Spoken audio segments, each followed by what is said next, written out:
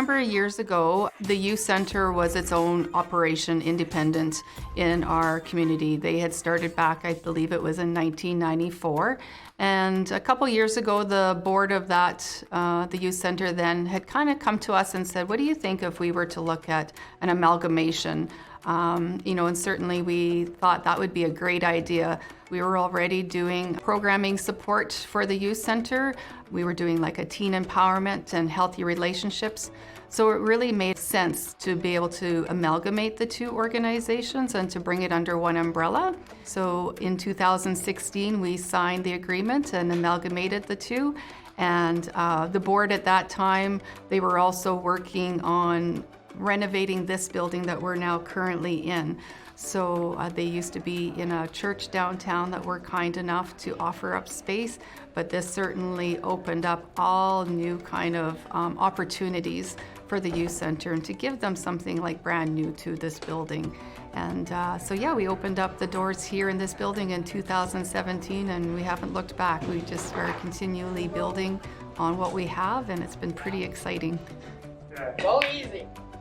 The youth center, we don't receive any funding through regular government funding that what we would normally get for our operations for our emergency shelter, second stage, and some of our other programs.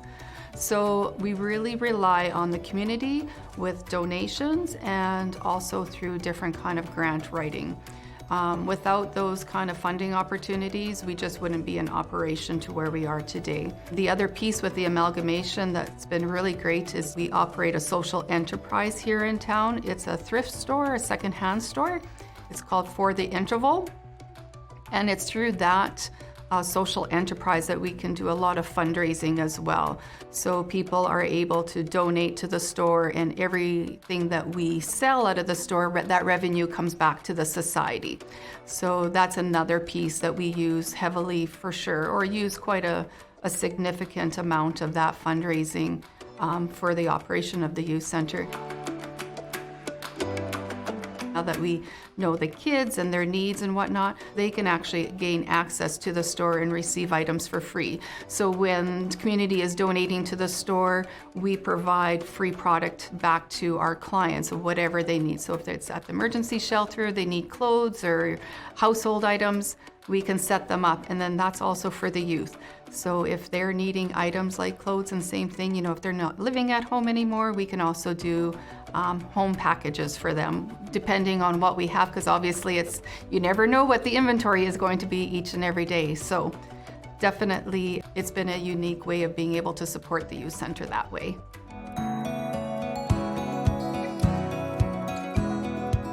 So what we were able to do when we did our kind of a second phase of renovations of the building here, because we have multiple areas within the building other than just the youth center. So we were able to actually take one of the bathrooms. It was big enough that we could renovate it to install a washer and dryer. And then in one of the other bathrooms, we actually changed one of the stalls out for a shower. And what that has been able to provide is, youth that are between homes or, maybe not currently living at home or, just couch surfing, they might not have all of those opportunities to go to a laundromat or afford to be able to go to a laundromat or, taking, when they're living between places, maybe not always being able to have access to a shower. So now that we have them here, it's really nice because if they ask for it, that's great, but then that's where the outreach workers really get to make that unique connection with the kids, and they can approach them and say, hey, we have this here, would you be interested? And really making it available to them. It might feel embarrassing or whatever, so that's why we have it separated out from the actual youth center area, so that if they do want to come have a shower here, they know it's here and it's available to them. I was thinking of a really neat story of one particular youth before we even had the washer and dryer here. They were planning an activity that was going to be taking them outside of the city, and the manager at that time knew this one youth in particular had been coming for a number of years, and really old type of clothing. His family couldn't afford new clothing for him, so it was always used or full of holes. And wherever they were going, he just asked him, would you be interested if I went to the store and got you some different clothes, would you like that? And so he said, sure. And he came and brought him the clothes, and he left immediately, and he didn't know where he went. And within half an hour, he came back. His face was beaming. He was wearing the newer clothes. He felt like $100. And he was just so excited. And now going on this trip, he even felt much better because he felt so good about himself. And those are the things that we can do for youth. It's those small little things that people don't realize, that, you know, these kids might not be growing up in an area or vulnerable to their social, economical, or it doesn't even have to be that. Like, they could be just in a really bad situation, that here's where they get to come and be themselves, and they know that people are here to care about them. And that's what makes it so unique. The staff here are amazing. Really nice people. Kind, they're humorous, they're excited about hanging out with you. We've got some amazing staff in there. I mean, I give them kudos. They come up with the ideas and say, what do you think? And we're like, you know, whatever you can think that you can do to run with it. If it makes an impact on the kids, and obviously that's what we want to do. We want to empower people, and that's part of our mission, and that we want to live by that mission statement. And so yeah, everything that we do aligns with that. So really proud of them. I went to school for social work, so I finished my social work diploma. I took a few years of psychology before that, but switched into more specific programming. So my passion really lies with youth. I started with the organization as public education facilitator, but a position opened up available with the youth, and I went at it because that's where my passion is. I went to school to be an educational assistant, so I also do that and this. But yeah, I've been very passionate about working with individuals with special needs and youth that are at risk, and just youth in the community in general. I think it's really wonderful that we have this for them in Lloydminster, because there isn't a lot of things for kids to do here, and this really is a really good place for them to be. Oh yeah, they were welcoming and nice. They treat me with respect and help me learn and all that stuff. I've always really enjoyed working with youth, and working with youth that maybe don't have all the opportunities that everyone else does. And so getting to work with the youth here and getting to support them and kind of help build them up and everything is really awesome. I got to do my practicum here actually. And so that was really exciting, and that was kind of my start at the youth center, was my practicum, and then I got a job. I went to Lakeline College actually, and I did child and youth care, and I'm going back this year to MacEwan in Edmonton to get my degree. I had just gotten out of university. I had a psychology degree. Didn't know where I wanted to go with it. I thought, I'll try with some teenage kids. First day, did not like it. Some kids back-talked me, and I hated it. But here I am 4 years later, and all these kids have been here since they were 12 generally, so they all know me as kind of the person who's going to be here for them. I'm always the one they'll talk to ahead of other staff, even if other staff have been here just as long. It's just because I'm here more often. So it just kind of became a thing that I didn't know I would really like working with this age group or anything. I thought maybe younger kids, but they've really grown on me, and now it's like my parents are like, I don't know how you do it dealing with teenagers, and I just love it. It's the most amazing job. I feel so lucky to get to have this be my job. I'm so excited to come to work every day. I get to meet the coolest kids, and I leave the youth center learning something from them every day. They are pretty amazing. They're so resilient, and I always say the confidence of teenagers. They walk in here and they just are so sure of themselves, and it's amazing. I love being around it. I love building that connection with them. I go into the schools twice a week during the school year and promote the youth center, as well as topics such as healthy relationships, conflict resolution, life crisis, and kind of support them and promote through fun activities to capture the youth's attention. It's nice to get a wide variety of youth to come talk to us and hopefully promote them to come over here. We actually bring some sort of an activity each month. It varies, but the last one I did was a big wheel, so we called it Wheel of Fortune.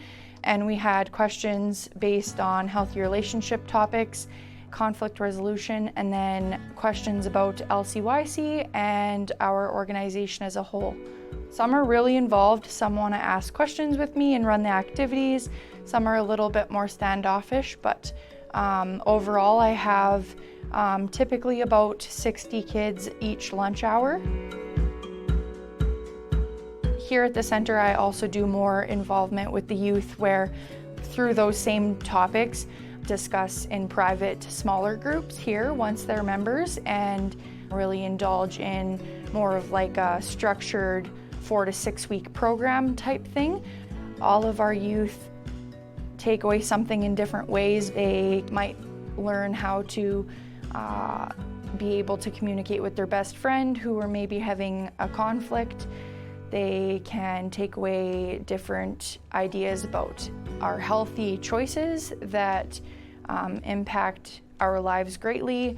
I try to make it as fun and interactive as possible. So this past week I created a Jeopardy game. I've created some different board game styles, like combining categories or Pictionary with more of hard topics like body image and self-esteem and those types of topics. And then some of it is stuff I gather from other community resources that I can come and put to use here. So we have fact and myth questions based on drug and alcohol use and misuse, and a lot of stuff to do with vaping and smoking, just healthy choices in general. So I have a wide range of different topics and different activities to use with the youth. Really, this is a safe place for youth to come. You know, whether it's they just want to be able to come and have it as a hangout place, you know, if they don't really have other interests in town, you know, you always have your sport groups and teams and whatnot. So the youth center is really special for those kids who need a place to just be able to come and feel comfortable. I'm playing Modern Warfare with Asher, or just kind of messing around and whatnot. Yeah, this is something that I do pretty often. I try to come every day. Will always gave me something to do after school. Basically, yeah. I don't know, I just found it through the social medias one day, and I thought, oh, I think I want to try this. So me and my mom just walked in, and it just went from there. Oh yeah, it's been really great for me. It's fun, you meet some people, get to hang out. I was playing Magic the Gathering. It's a card game filled with monsters, spell cards, enchantments, and it's extremely fun and just easy to get into. They're not being judged by any means. They just get to come down and be who they want to be. And so we're really there to support those kids, but also the kids who might be more in a vulnerable state.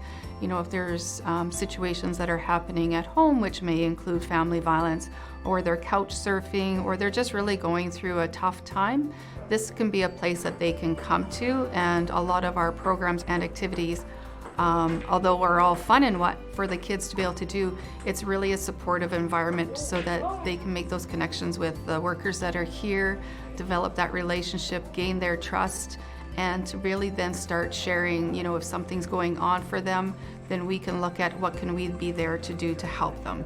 So our kids are very diverse. So we get kids from a very rich side of town all the way to low-income housing. It's completely inclusive of everybody, even so far as the LGBTQ2+ community. Like we have non-gendered bathrooms, and us as staff have gone through so much training to be open and stuff with all diverse types of youth. So we get whoever comes, like anyone from 12 to 18, we've seen them all. I definitely see a lot of impact that our programs here at LCYC have on the youth. I don't think that it's fair to be able to measure them all because they impact people in different ways. I personally see safety is our probably biggest #1 support. that has a big impact. We provide a safe space emotionally, physically, and mentally for these youth. We do a lot of one-on-one support work with our youth, and I think that that just gives them a safe place to talk and to come when they're feeling overwhelmed and when they need some extra support. Avery Outreach School, we're an outreach school. A lot of the things that we do is we work with the kids where the regular system is just not designed for their success. They just need a different type of setting. So we provide that setting and we provide that kind of more one-on-one support. It's a much smaller environment. So kids that just aren't where those kind of mainstream kind of school settings just don't work for them. We have students from grade 9 to grade 12. And we have some adult students as well where they're over 18, supporting them to accomplish that high school diploma. Back in September, we took partnership with the Youth Centre to do a group that we call Coffee Talks. It happens every Monday afternoon. What we do is we bring our youth over to the Youth Centre and we just kind of engage them in discussion. So we cover many, many different topics. Some of the stuff that we've tackled are, things that are very real for youth, things that youth experience, things that they have opinions and thoughts on. So we're just trying to give them a space where they can share openly, they can feel safe in that space, and they can kind of get feedback from their peers and start to kind of engage in some of that through hopefully a process of empowerment. The subjects that we've tackled are everything from addictions to mental health, like looking at depression and anxiety, looking at the impact of it. We've tackled regular, just kind of relationship kind of things, sexual health, those kinds of things. Part of the goal of this group was to bring in community partners to get kids really connecting to their community. So the Youth Centre is a perfect fit for us because it gets the kids here. It gets them engaged kind of in the environment, physically present. And then we bring in other community partners. So we also include representatives from mental health services. So we have a counselor that comes down and she meets with the youth as well, and she participates in the conversation. Also, our RCMP member, Kyla, she comes down and she engages in the conversation with the youth as well. I think it's super important that we help them to make some of those connections as they transition into adulthood. So the way that it's designed is it's intended to be very non-judgmental, it's very safe, it's intended to look like a sharing circle. So we have one large circle that occurs with the entire group, and then because there's so many kids attending now, we also break out into smaller circles where the kids can engage in conversations just a little bit and get a little bit deeper with it. It's a lot harder to get that really deep conversation where we're really kind of getting our wheels turning. When you're in a bigger group setting, you kind of keep things a little bit shorter. So we do have those smaller groups. It's meant to create safety. So moving forward, coming up in the fall, we're looking at actually transitioning it where the subjects have an actual Indigenous lens towards them. So we're going to be looking at taking on TP teachings, the grandfather teachings, medicine wheel teachings, and starting to work through some of that stuff and engage the kids in conversation around some of those things.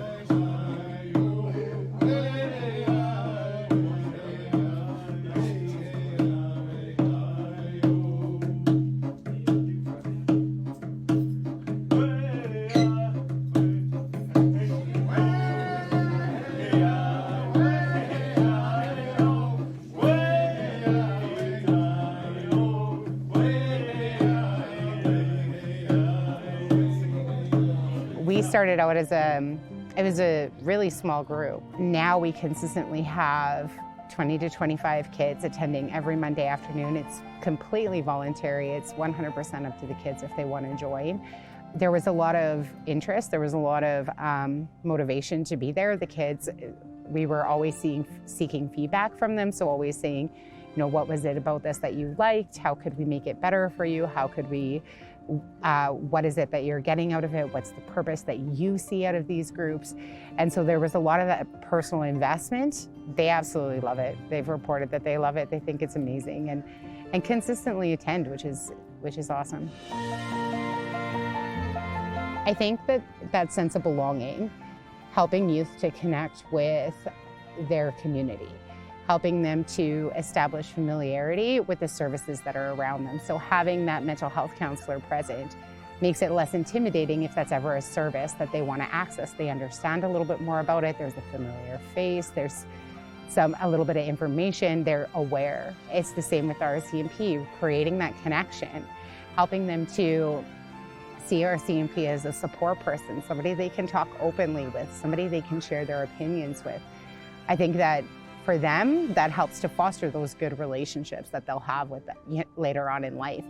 I think it's the same thing across the board. Like we've also had elders come and be a part of our process and our discussions, and helping youth to make those connections back to elders, I think is so important in terms of healing and being able to access those resources, feeling comfortable in that environment.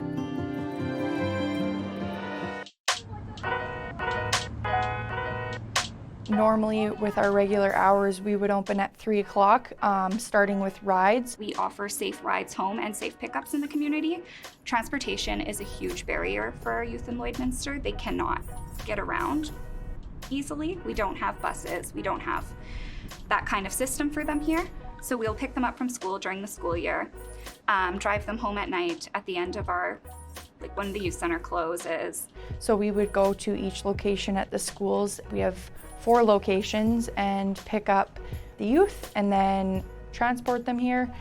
We would start off with an activity that a program facilitator or myself would facilitate. We are here to hang out with the kids, but we also develop programs and we base them off of the 40 developmental assets for adolescents. So we've got a few checkboxes on our program sheets and we try to develop things that will kind of have lessons that go along with them, whether it's developing a physical or a mental health skill, connecting with peers, connecting with adults, working on decision making or long-term planning. So we'll just set out plates and stuff for them. We have a hot lunch program, and we recognize that sometimes kids aren't always getting healthy meals every night at home, or if parents are both working, they might be at home alone over the supper hour. So this can be that place where they can come and get that hot meal. I usually like to come for dinner. The food here is pretty good. They're building relationships, sitting around and having that camaraderie, having fun, hanging out with the outreach staff. And for some, they love to serve the meals. Some of them like to come and help make the meals. So it's really making them feel important and feeling a part of something. And it was amazing between the time that they were picked up to when they had supper, the difference in their behaviors. A good, hot, healthy meal just really makes all the difference in their behaviors. They become calmer, and that sort of thing. So that was really one thing that I found really interesting, at how much that can make a difference. Okay, naan bread. Oh, sure. We'd have supper at 5 and then another evening program beginning at 6 and rides home kind of starting at about 8 o'clock as we would close at 9. Sometimes we're doing multiple trips back and forth, which is pretty awesome that we have that many kids that want to come here and their parents feel safe with us driving them home. And it's just good to know that when they leave here, they're getting home safely. What's the bandage? You called earlier. Yeah, you called just a few minutes ago. You're good. This needs to be signed if you want. All right. Have you been exposed to the coronavirus? Yeah, does that work? Have you traveled outside of Canada in the past 14 days? Never. Do you currently, or have you recently had body chills with a temperature above normal? No. Do you currently, or have you recently had a new cough or worsening chronic cough? No. COVID has been really interesting for all sections and areas of our life and the world, but particularly for the youth center, we really had to look at first shutting down, just until we could put in the proper procedures that would needed to be put in place. But going back to the funding piece, that's where we found our biggest hit, because we had to shut down our store operations. Those dollars weren't coming in. So now that things are slowly kind of reopening, looking at how we can do things a little differently. But one of the things I was really proud of the staff is that it really made them think outside the box. How can we do things differently? Just because we close our doors doesn't mean we close the services and supports to the youth. So, changing up a couple different things. So instead of hot meal program, we were to do an activity called Chef's Got Your Back. And of course, that was an in-house activity. We couldn't do that anymore. So then they did dinner time. So kind of doing these food fresh kind of boxes, but in bags. It was originally supposed to be where we would teach kids in the center some cooking skills and stuff like that. But COVID happened and we had to shut down for 2 months, but we still had money for a grant to continue that program. So we came up with the idea to do food prepped in bags that we drop off at doors, almost like HelloFresh, where people can they have all the ingredients, they make their meal. So in that as well, it had a recipe card, and then it had an information card. So any of the, say, knife skills, for example, was one of the ones that kids don't know any about that. So, or proper washing of your produce or chicken handling, like anything like that was included in those. And so we've done that for about 12 or more weeks. Just some of the feedback we got from the families, how they got to actually do family meals together and build it together, and it's nutritional, and there was lots of great information about their own mental health, knowing that will impact families, having to be isolated together.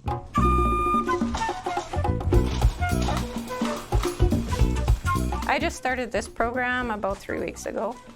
Corey was previously doing it, but now that the kids are coming back in the center, he's busy with facilitating and doing outings and stuff with the kids, so I took over this program for him.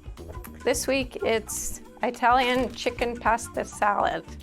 I've already started the prep because it's a long process. We have the cucumbers, celery, little mini tomatoes, rotini pasta, cheese, diced chicken, previously cooked, the mayo, tomatoes, and also we have the Italian dressing sitting on the table ready to go in the bags. The bags take a long time to prepare. 2 days off and on. So we do the meal planning, the shopping, then all the prep. But we put the labels, the dinner time labels and whatnot, and then pack it, and then the delivery takes a few hours also. I just love the involvement in the community and what they do for the community. The whole Interval Home Society, they do a wonderful job in the community, and I wanted to be a part of that. So here I am.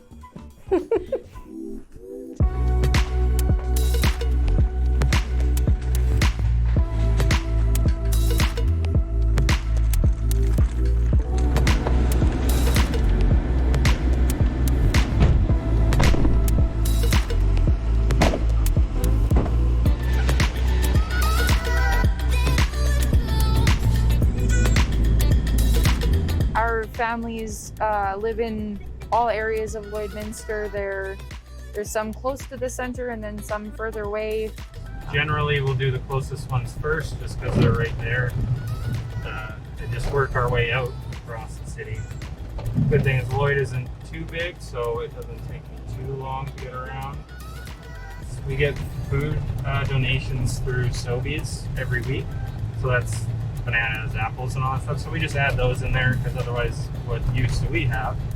So we deliver 2 bags to them. Usually takes about an hour and a half, depending. One bag has a full meal sort of prep for them that they put together. The other bag is just treats.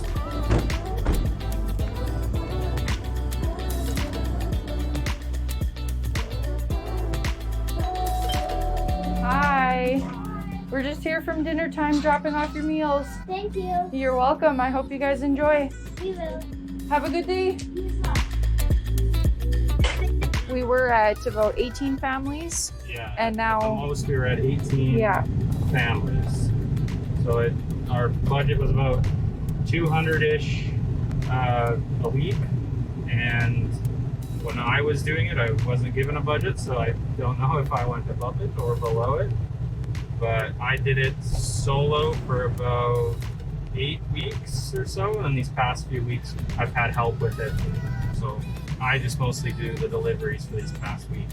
And right now I think we have 16 families that we deliver to, and they're not just youth center members, they are community members. So some of them come to the youth center, but then some of them are just people who reached out to us in the community when COVID started.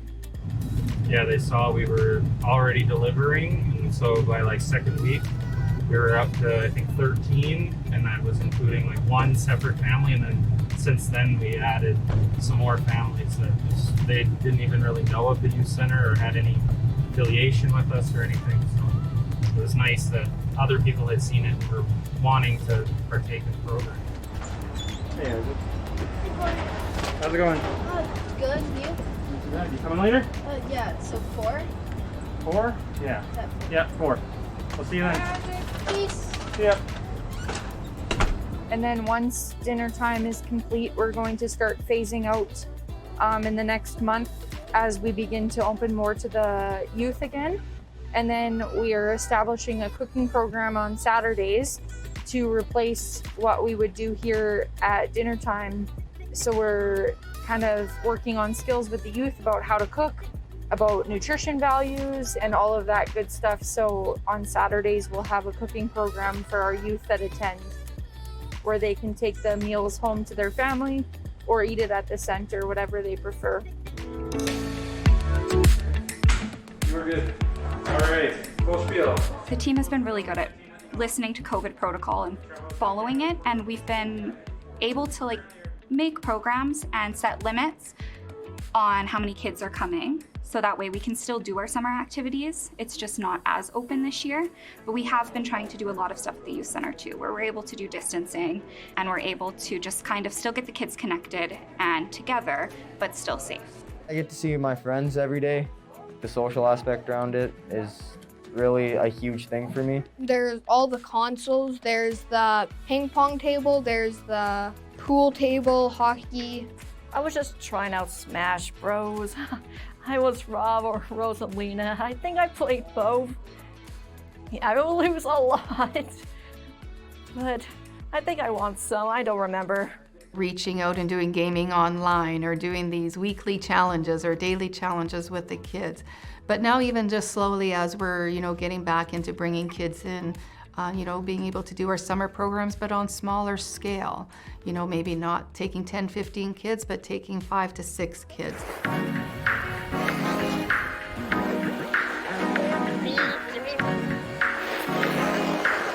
Each year there's usually a new summer program coordinator, and we plan and just kind of we get a grant and we make a big fun summer.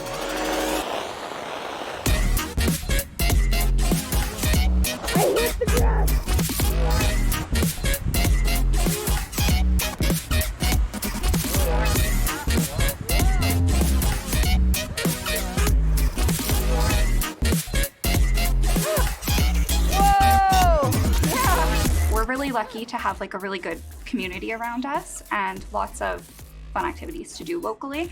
So they go zip lining over at Blue Mountain, they go paintballing, they go go-karting, swimming at the beach, hikes out at Elk Island, lots of stuff. We try to keep them outside and as active as possible in the summer.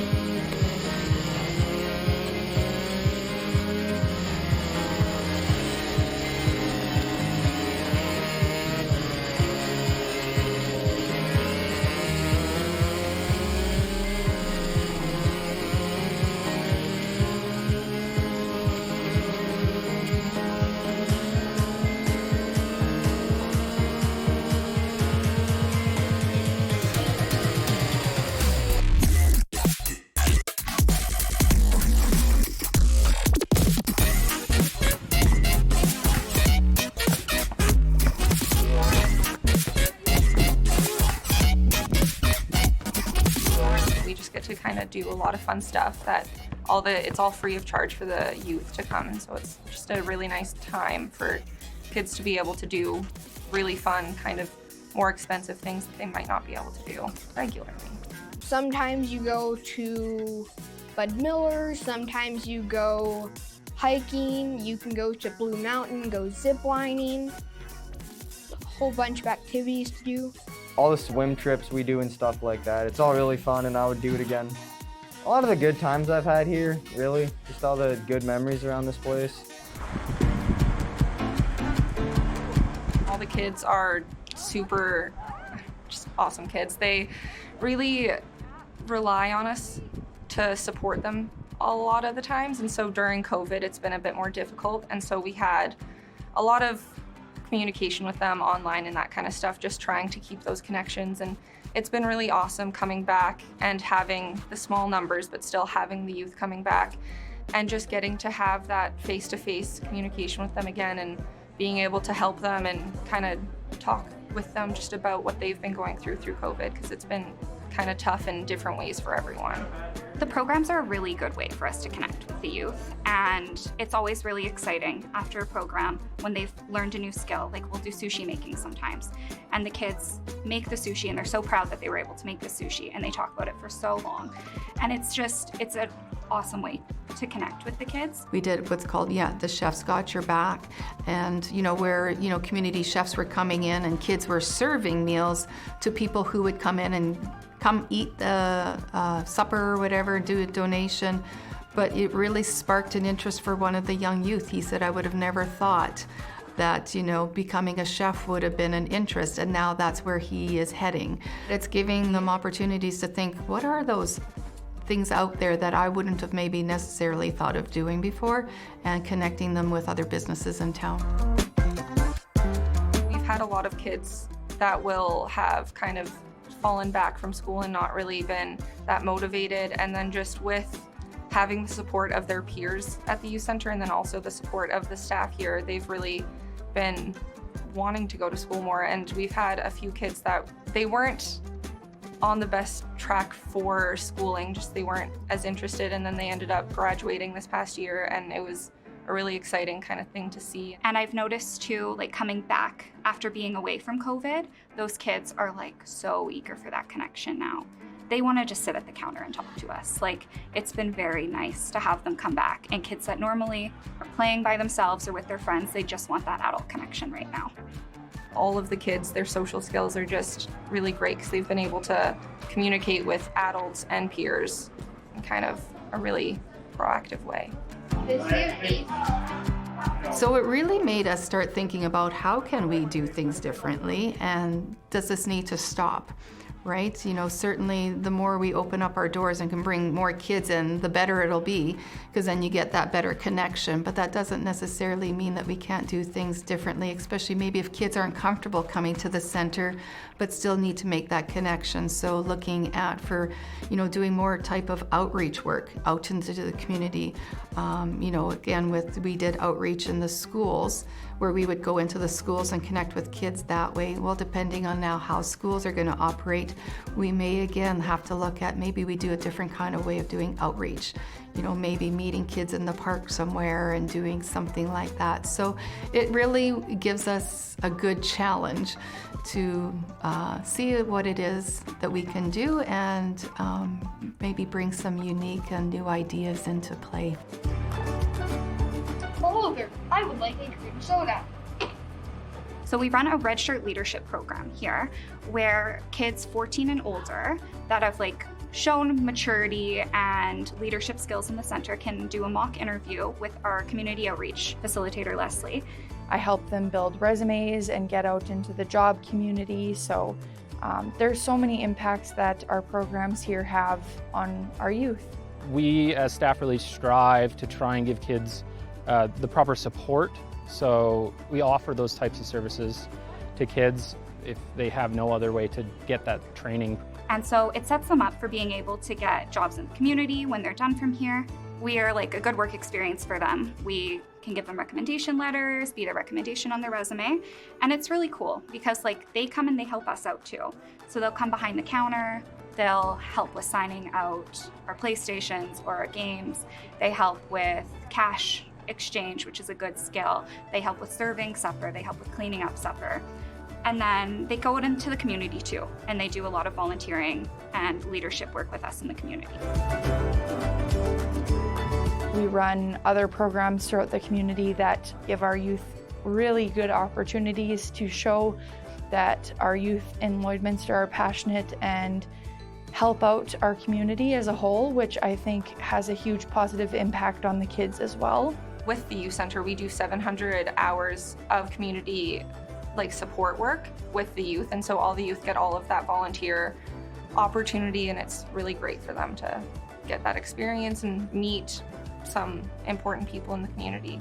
They have made some great partnerships with the city, with the SPCA, with some of the senior homes, and we're really proud of the partnership, especially with the city. I love our youth involvement in the community. They are right now currently involved in Graffiti Cleanup, so our youth partake in that every summer. They go out in the community and they see what graffiti is out there and who would like to have some of that cleaned up for them.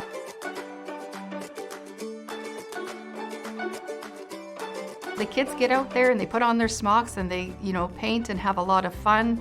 Last year they did an actual painting on an old structure here in town, and they did silhouettes of the kids. And I remember watching the news that night, and you could just see how excited that the kids were that it's their silhouettes that are on that building, and now they're a permanent piece of Lloydminster, right? And so, as they grow older and they have families of their own, they can point that out.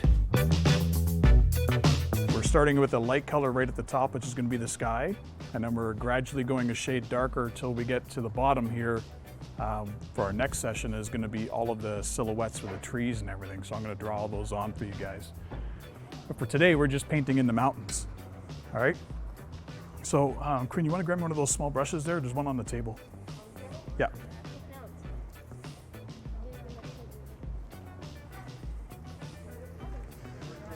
All right, so I'm going to give you guys a big brush and a little brush, okay? The big brush is for filling in all of the area. We don't use the big brush to cut in our area. We're going to use a small brush. All right, and I'll give you an example of how we're going to do it. So again, you load it up about half much with paint. And then when you come onto the line, I want you to hold it sideways like this. And what I want you to do is I want you to tap your brush, and that will fill in all of the little holes from the cinder block. Okay, because I want a nice solid color line. I don't want a bunch of white still showing through. All right, so you're going to do a line just like this all the way around. And I did a line at the top right here, and now I'm going to use my big brush and I'm going to fill in this entire area. So depending on what number you have, again, number 1 is our light, number 2, number 3, number 4.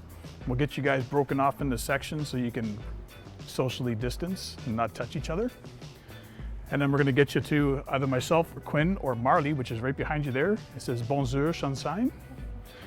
So she's going to help, and I'm going to talk to her in a bit, and we're going to get you started on some colors. All right. So I'm going to do a number 4, number 4. You guys are my number 4s. And number 3, and number 2 and number 2. All right. We're dealing with graffiti, and graffiti is one of the challenges that every community has. And from that perspective, we've got the youth center involved. We've got Home Depot as a sponsor. We've got city staff that have volunteered and organized by the city administration here at the City of Lloyd to try and tackle graffiti and try and make something beautiful out of somebody's artwork that wasn't so beautiful. We have Home Depot that sponsors it, and they've done a lot for us as the youth center. They help us with a lot of grants, and so we get to do a lot of awesome stuff with the support of Home Depot. And so yeah, they supply the paint and everything for our graffiti cleanup. All right, guy, come on over here. So remember, we're going to start with our little brush first, and you guys are doing this bottom portion down here. Okay, so when you paint, I want you to paint all the way down. See this line right here? that's where we're going to stop this color, because I have a dark black that's going to come up into that area. Okay, so you're going to load up your little brush, and you're going to start, remember, with your brush sideways, and you're going to tap it just along that black line, fill in all of the white area. Once you get down to where it's almost off your brush, give it a little brush, load back up, and continue doing the same. All right, and once you get all your line work done, then you can switch to the big brush and we can start filling in. All right? You got it? All right. These past 2 years, we work with an artist, and then they will do a big mural at the end. So we'll clean up the graffiti, and they'll design a mural, and we'll help and participate in that. Okay, come on over here. I'm gonna get you to start on this wall, okay? So you're all number 3 area, okay? So you can see 3s come all the way up to here and down to the number 4, okay? So again, you're gonna start with your little brush as well. You'll load up about halfway of paint, and then you're going to start right on the bottom part of your line, your brush sideways, and I want you just to tap it and fill in all of those little white areas.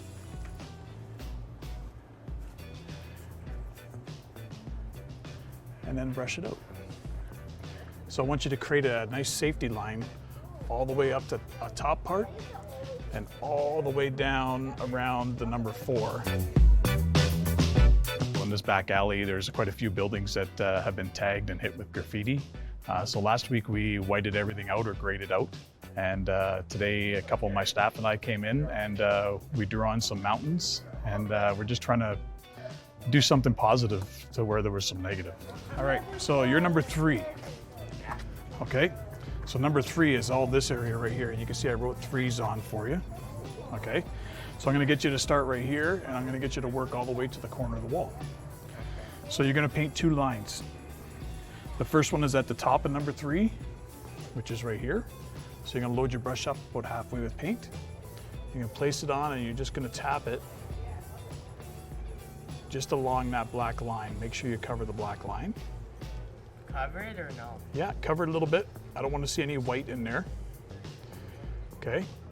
And then I want you just to brush away any of the big goops of paint, load back up, and continue doing that all the way around. And then when you're done the top part, you're gonna do the bottom part to number 4. Okay, so you're gonna do down here. All right, same thing. And once you've got your safe barrier all the way around, you're gonna switch to the big brush and you're gonna start filling in all this area. Okay. All right, so here's your little brush. Here's your paint. Oh. And if you're unsure where you need to paint, you just come get me or Quinn and we'll point you in the right direction, all right? Okay. But you just follow this line all the way around. And when you need your big brush, it's on the table for you, all right?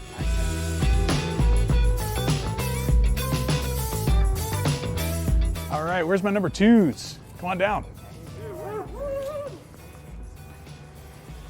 All right, so I'm gonna get you guys to start on this wall and on that wall. Okay. Okay? Yes. Just to kind of stay away from them a little bit. But one of you gets a nice cup. All right, you're good? How kind. Number 1.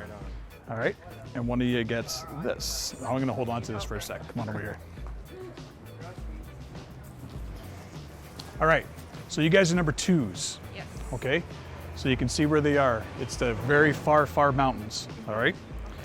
So we've already cut in the sky onto the black line. Now when you guys do this, I want you to load up your little brush about half full of paint.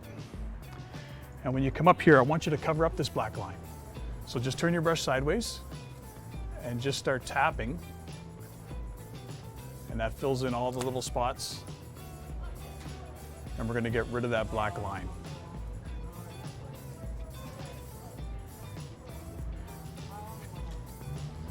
All right, and then just brush out any big drops of paint or groups of paint.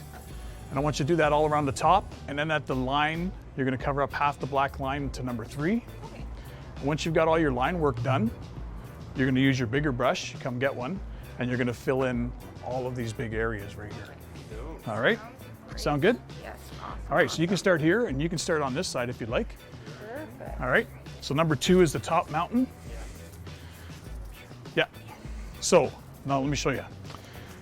it comes down a little bit. Number 3 disappears. This is number 2 here as well. All right, number 2, and then number 2 runs all the way up to the top. All right, so you're gonna cover up this black line and make it seam right into the sky color. And we're gonna come around and we're gonna be doing that sky color.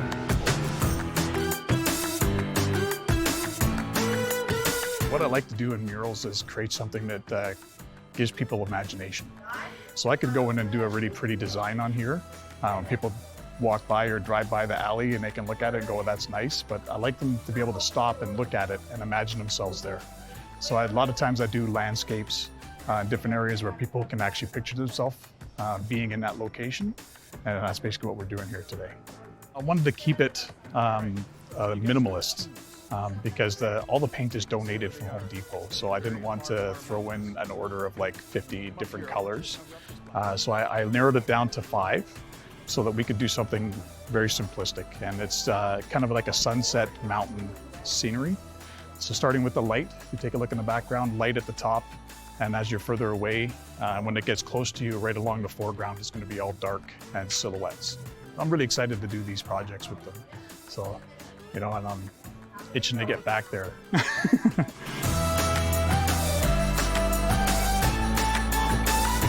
Well, I think it gives the youth the opportunity to give back to the community and working together as a group, and to see a project come together. So they've been here to see the prep paint.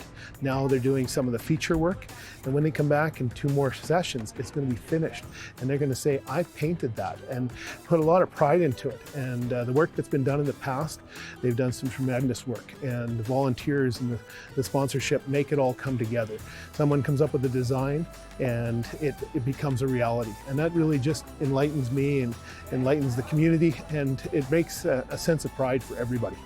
We're very thankful here at Lloydminster that obviously we have a great group of people, a great group of volunteers that are willing to go that extra mile to want to beautify our community as well. We're very appreciative of all volunteers, especially youth, as these types of projects really go a long way towards some of the things that we do as it relates within the community to our crime reduction and our crime prevention strategies and initiatives. One of the things that we've noticed in various communities as it relates to graffiti on buildings or vandalized buildings is the worse that they look, sometimes it tends to draw criminals to those locations. What we see in locations like that are typically higher crime. It gives people sometimes the impression that residents or citizens don't care about their community. So we're very lucky to be in a community like Lloydminster with lots of great youth volunteers, and to see them hard at work here is really great for the community to see that they're going to put the work in to make our community more beautiful. Well, I'd like to thank the volunteers, the sponsors, the youth center, the city staff that volunteer, because that's what it takes is an entire community to make it better. And we're addressing an issue that every community faces. Some choose to address it differently, but I really appreciate the work that's gone on by the administrations of the city to put this together and to get to the point that we're at today.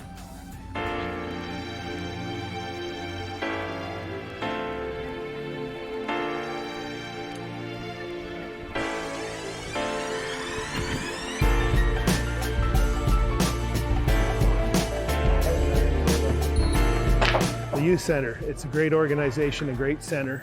It gives kids a place to go where they don't maybe have the comforts that they would like to have at home. It brings camaraderie, an opportunity to enjoy a meal occasionally. They have some recreation facilities, and they also do some great programming. I've had a chance to spend an evening or 2 on a Friday night and hear some of the challenges that our youth face. And it's really difficult because my kids are growing and trying to stay in touch with the youth of our community because they are our future. They're our future leaders, they're our future residents, they're our future business owners. Sometimes the youth center has a bit of a stigma against it because it used to have some not great characters, and you know, people talk and oh, that's where all the bad kids go. But the youth center hasn't been that way in a long time. Like, we've really made strides to be better. So things like the Graffiti Cleanup puts us out into the community, so people see our name associated with that and they're like, wow, these are some really great kids. And on top of that, those kids, they get certificates and things like that that they can use for their portfolio. And I think it's just really good for us to be out and people seeing us as well. Oh, it's awesome for them. I mean, they love going to the community or the youth center. You know, they give them lots of projects to do, and to get them out and get them involved in the community is just amazing. You know, and I just talked to one young guy, this is the first time he's ever painted. So, I mean, If we can get him off the street doing something that he shouldn't be in and getting part of the community and covering up graffiti and learning how to paint, then that's the bonus for me. Any time that the community sees that we're recognizing the potential youth have in our community and really utilizing their skill base and who they are, youth have a lot to offer. And it's up to us to provide those opportunities for them and to know that they do have some value and that they are equally important to our community. And I think that's where the youth center really shines.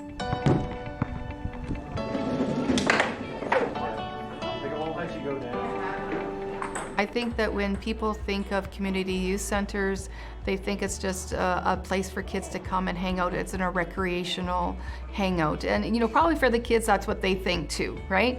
Obviously, that's where they are in their life and they just want to hang out with their friends. But it's really much more than that. It is really an essential service, I believe, within any community. We want to make sure that, we are diverse in offering kids all different types of things that they can go to. If they're not into sports or if they're not into like band or music, what else is out there for them?